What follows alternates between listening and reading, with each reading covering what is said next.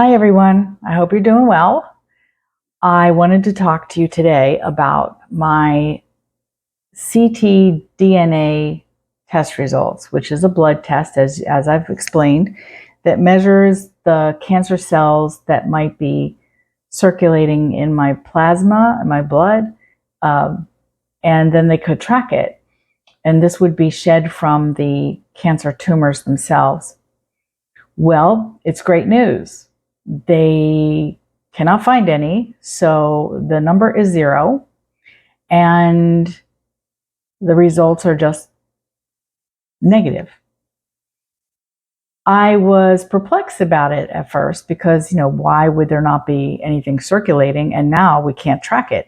But I don't want that to shadow the fact that this is great news. That there's a better than good odds that it's not spreading. Now, what I really want to do, I guess, is just focus on life. And I will follow up with this oncologist late July or early August because I have my CTs scheduled. My 3-month CTs are coming up again next month. It's crazy. And I will certainly talk about this, but I don't think she really has any answers on how else to track it, short of surgery, exploratory surgery again. But, I don't think she's going to suggest that. I think it's just at some point things will decline, and some of that will probably be measured on how I feel, and then I'll get maybe this test again. But I'm not going to jinx it. I just want to enjoy what I have and what God has given me to enjoy, and just manage the symptoms that I have, because I am blessed enough to still function. And I have a lot to look forward to. In fact, Chris's youngest, Neon, pronouns them, they. It's a little crazy at my age, but I respect it. Kids today, what are you going to do? And Neon is going to spend the summer with us, which is really exciting. Neon's mother is actually the custodial parent, and we usually only get to see them every Wednesday and every other weekend. So we're just flip-flopping the visitation now. And I'm hoping that we'll get a lot of good things done, a lot of good events, a lot of outings, maybe shopping. They said they hate shopping, but I'm going to make them do it. Anyway, yeah, I'm very excited. This is a really good kid. And Neon also expressed the desire to get healthier and fit. So the 3 of us, Chris, I, and Neon, are going to go on a little bit of a boot camp this summer with some low carb cooking and less processed foods. And we'll see if we can get into shape. I need to lose a few pounds, and Chris can stand to lose a few pounds as well. So we're looking forward to it. Neon's last day of school is tomorrow, so they're coming on Friday. There's a few things I still want to prepare for their room. I feel like that we've been expecting a baby or something, getting the room ready and making sure that they have the right hamper and making sure that there's hangers in the closet. I had to empty my sweaters from the sweater chest, and just so that they can make it their own. And so this is nice. I'm hoping they'll join us for dinner so that we can do a video. They may not say anything, I don't know. Maybe it'll take a couple of times, but a few of you have expressed that you enjoyed having dinner with us. And I would love that, to do that more often. Maybe not every night, but more often. Someone did say that they didn't really want to look at the wall, and I understand that. The time before that, we had some nice flowers. I didn't have that this time, but I could find something else. Or do you want the camera turned around? I know that Neon and Chris would not like to be on camera, but I could focus it on my plate. Is that desirable? You probably don't want to see people eating on camera. I'm not making a mukbang here. So you let me know how it is you would like to see that, or not see it at all. I can always just give you a heads up Spoiler alert, we're about to eat. Yeah, I don't know how that will work out, but I enjoy the dinner conversation. Sometimes we get a little quiet because we know the camera's on, but that's what editing is for. In any case, I'll see if I can rally up some support for dinner video. Hi, everybody. I expected to say good morning, but the day got away from me and I had priorities I needed to prioritize. I did do my weekly class at the retirement home, which is always fun. Sometimes it gets a little rowdy there and it's very hard to focus on things, plus they're all hard of hearing, so it's challenging sometimes. In any case, I did want to let you know that I spoke to Neon last night about joining in on dinner conversation, and they weren't really too keen on it. I'll have to keep working on them. Okay, now I wanted to also share this form that I just got. It's from the Vermont government, and it's called Request for Medication for the Purpose of Hastening My Death. And I'm supposed to fill it out and send it back to the palliative care doctor in Vermont. And then my name, am suffering from my illness, which my attending prescribing physician has determined is a terminal disease and which has been medically confirmed by a consulting physician.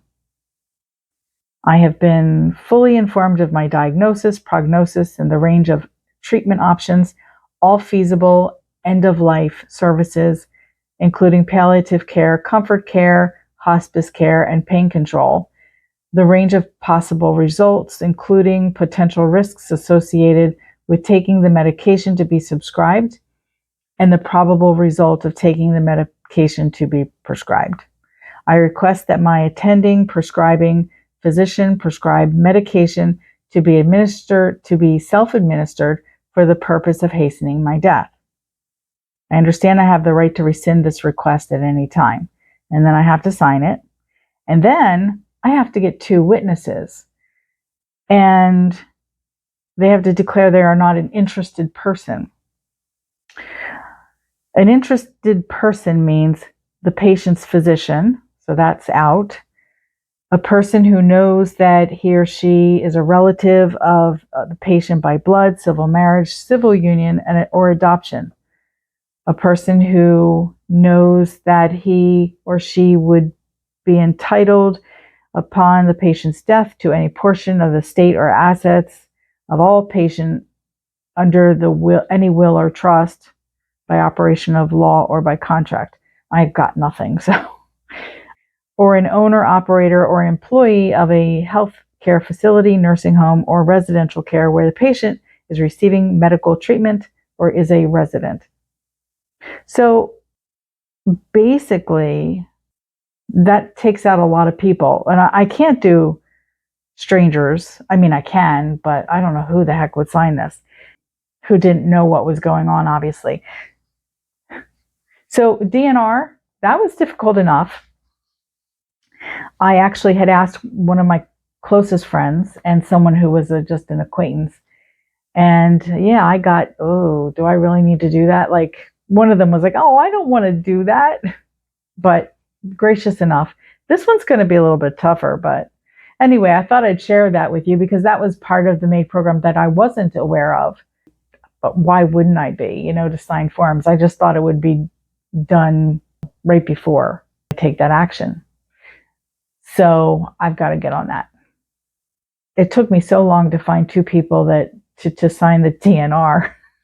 So this could take a little while. Anyway, even though, not a lot of people know.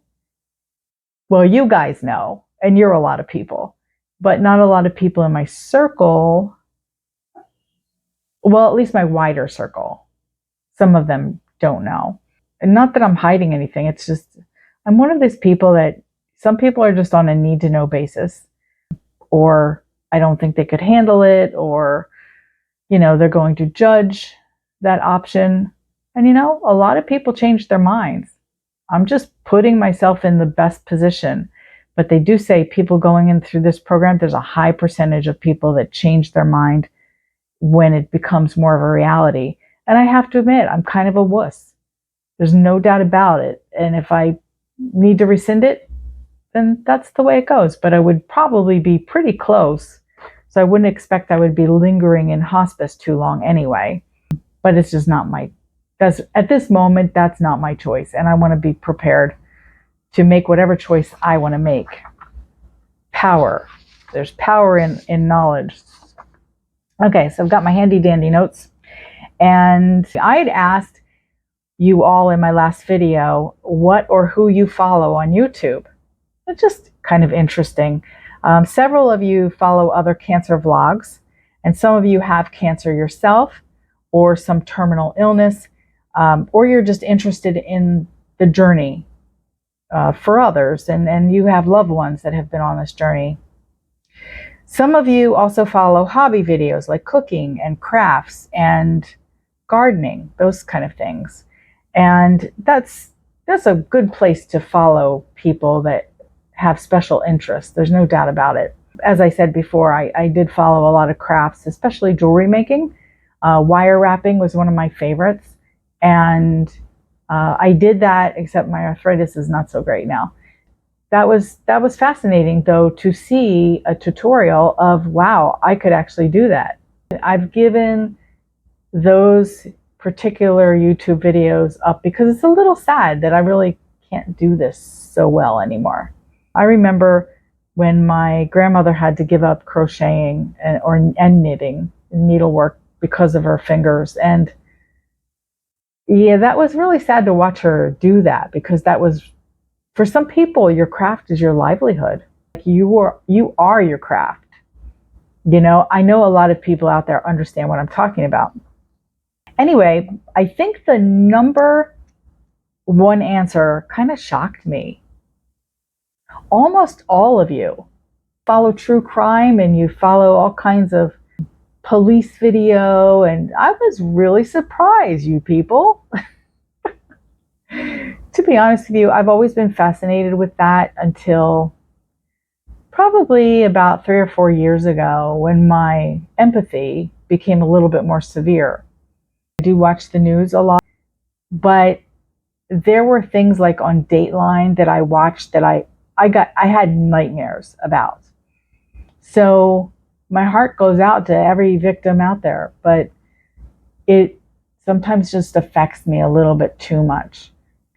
If someone says, oh, you really have to see this, or there's this nationally known crime that, you know, I'll follow it for sure. But as a rule, I don't do that on a daily. I can't do a daily dose of that. Let's put it that way. But I was really surprised. So apparently YouTube videos about true crimes or just crime, I don't know if there's a difference. No, I don't want fake crime, but they must have a huge following. Okay, now I'm thinking about the fact that I may be here longer than I thought. You know, we went over the garage sale that was obviously too premature, but I don't want to do it when I'm sick either. So if I'm here, I don't want to know if I want to talk about cancer every single time I do a video. I mean, I want to live. I don't want to be just sit here and be sad about things and the things I'm going to miss out on. Sometimes there needs to be a video like that. Sometimes I just need to let something out. And I told you, you're my therapist. But other times, thinking, well, what should I put up? I think about content a lot. But the things that I've ruled out is I don't really think you want a makeup tutorial from the old lady. I don't think that you need to watch me shop at Walmart or do a Target haul. And I don't know that you really want to see me do recipes. But I'd like to stick to the theme of cancer in general. And I'm considering expanding on that. And I have a few ideas. Let me just say that. And you'll see. You'll see soon enough. I hope that'll pan out. I mean, eating dinner, that's the most fun that I have.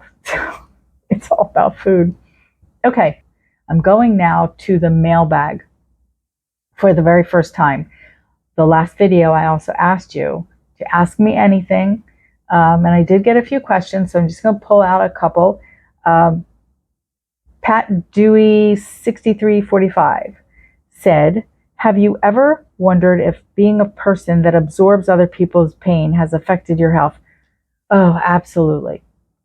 There's no doubt there's several factors to getting cancer. One of them, or any illness in general. I mean, sometimes an illness is an illness and it has really nothing to do with your stress levels. I mean, if you're predisposed genetically, but my cancer was specific to stress, absolutely. And probably some other environmental factors, but I have noticed that a lot.